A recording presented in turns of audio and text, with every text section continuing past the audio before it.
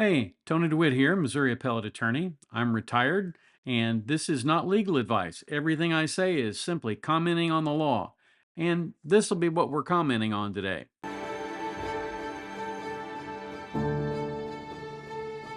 While it is the most wonderful time of the year, it's also the time of the year when people are not paying close attention. People turn up the radio and sing along with Feliz Navidad. They get involved in conversations with people in the car. They have to turn around and yell, "Stop, quit, don't, leave it alone, I mean you," to their children. There are a lot of things that happen in a vehicle at this time of year because people are excited, they're going about their business, and they're not paying as much attention as they should. That's to be expected. And in fact, most of us, I think, do expect that at some point in time, people are going to run into each other. Now, obviously, we don't want it to be us. But there are some ground rules around what happens when you do get hit, and that those ground rules are pretty important, and they're not necessarily what your insurance company tells you on the little card that they give you and you stick in your wallet to carry to show you have valid insurance. So I want to go over a few of those things. First of all, if you're involved in an accident and you're serious enough to go to the hospital, you need a lawyer. There's no question that you need a lawyer. I can almost guarantee you that even though you are blameless in an accident, there will be assertions that it's completely your fault.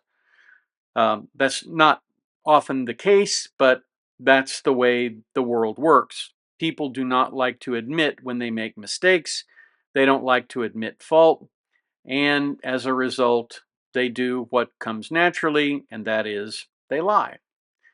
I wish it wasn't that way, but hey, I can tell you what reality is, but I can't make it what it should be.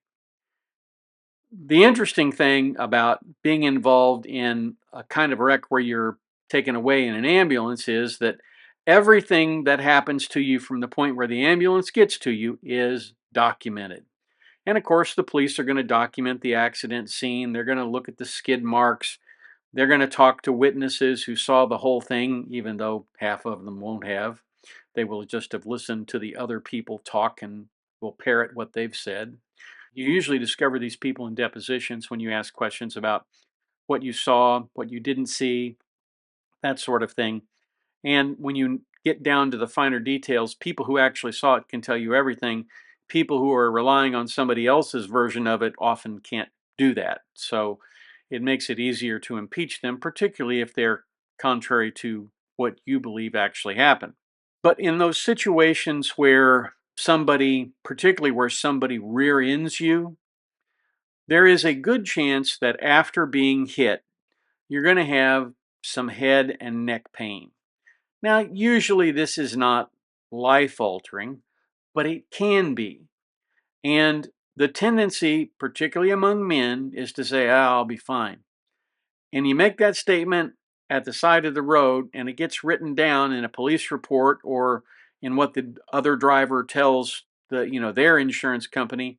And now you've got a narrative that says you were hurt, but you weren't really hurt because you said you weren't hurt at the time.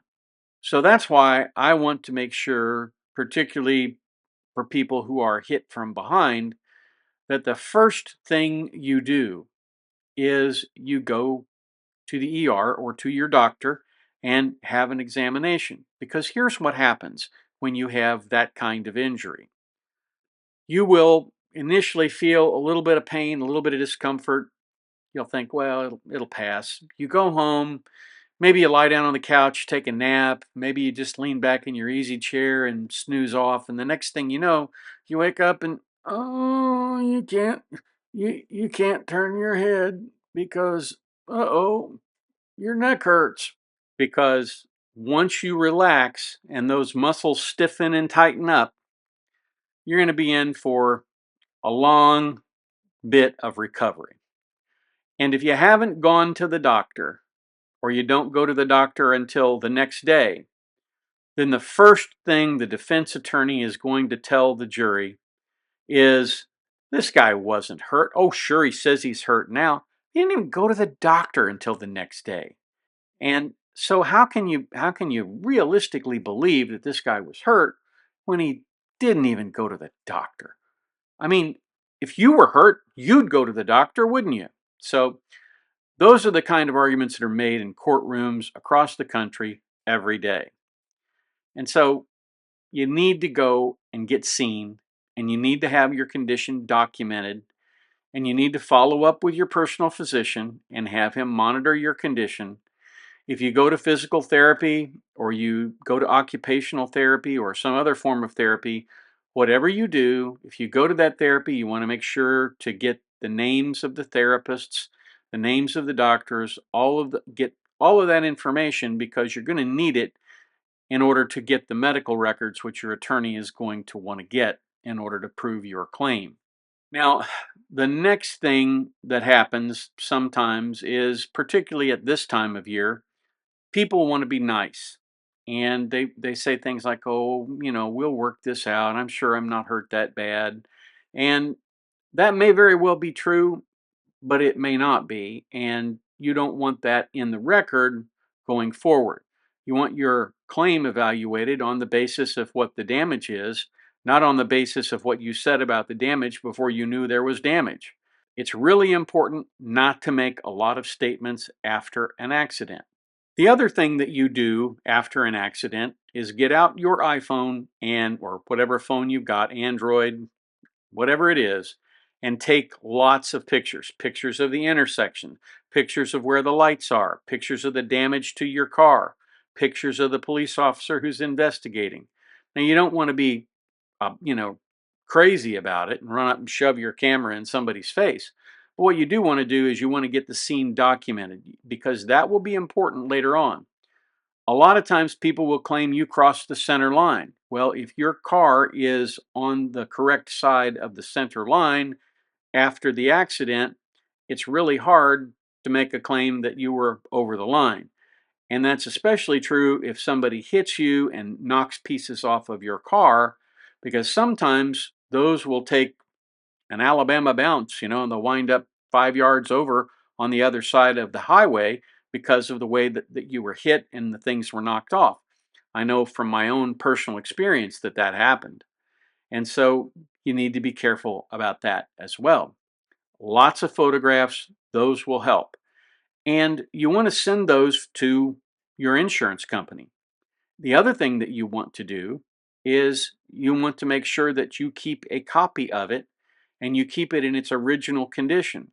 One of the things that I did when I was involved in an accident recently is I took an image off of the video feed to send to the highway patrol to see if they could identify the driver that hit me and ran.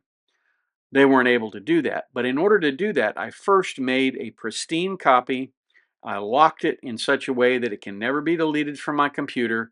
And then, and only then, did I go about altering it by looking at it and pulling off images and putting them in other files. You do that because it's important to make sure that you can establish a chain of custody for that, as well as the fact that it has not been altered or changed in any way. And of course, you'd have to testify to that anyway. And then finally, when you get into dealing with your lawyer, who may very well try to settle your case before he files litigation, understand that pigs get fat and hogs get slaughtered. In other words, your demand for compensation can't be outlandish. If you have $5,000 in medical bills, a lot of lawyers will use a 3 times multiplier to say, well, $15,000 is a fair amount. If there are some other factors that make it necessary for you to claim greater damages, you're going to have to supply them, and you're going to have to supply testimony about them. Usually that means your doctor or your chiropractor, somebody like that. That's very important because those people tend to establish damages much better than just your friends or your neighbors or people who saw you after the accident. Now, some of those are still very helpful to the claim, but they're not as important as having good medical documentation and good medical evidence of what happened at the time. Now, a lot of this will be up to your attorney. It's really important to have an attorney who's handled this kind of case previously, who knows what he's doing, who knows how to respond to discovery, and more importantly, who knows how to send discovery to the other side and follow up when they don't answer, because they never answer. And so it's really important that you get somebody who's played the game before and knows how to work the system. And I mean that in the way that make the system work for the client as opposed to making it work for the insurance company on the other side. Litigation is a really kind of a screwy business, but where it intersects with medicine, it can get even more screwy. And so it's really important, like I said, to have a lawyer who knows how to depose a doctor, who knows how to get this information in front of a jury. And that's the kind of thing that if you have a personal friend who is a lawyer or you know a good lawyer, they will be willing to put you in the hands of somebody who can do a good job for you. Not every lawyer handles these kinds of things. Some people write wills. Some people will do bonds and that sort of thing. They'll do mergers and acquisitions, and they won't have the faintest idea about how to handle a civil case like this. So again, it's important to get into the hands of somebody who does this for a living, because they are going to more likely than not treat you right. And the final tip, before you go see the attorney that you're thinking about hiring, go to your state bar's website, look up that attorney, and make sure he hasn't been disciplined. Because if he has, you may want to rethink whether or not you wish to hire him.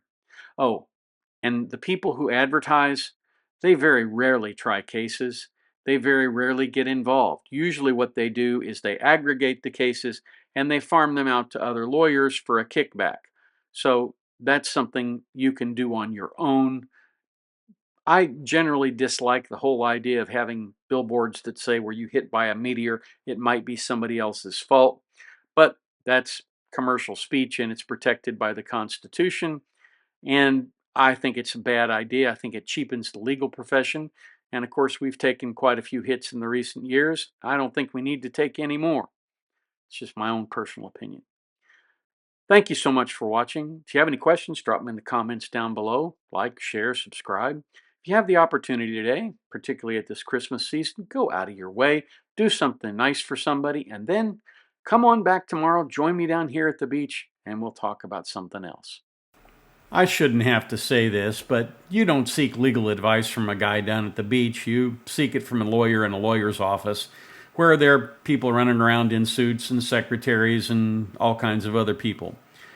I'm just a YouTuber. I'm a retired attorney at this point, and although I retain my license to practice in the state of Missouri, I am not here dispensing legal advice. I'm just offering general content on the law. And here are some videos that YouTube thinks you may enjoy.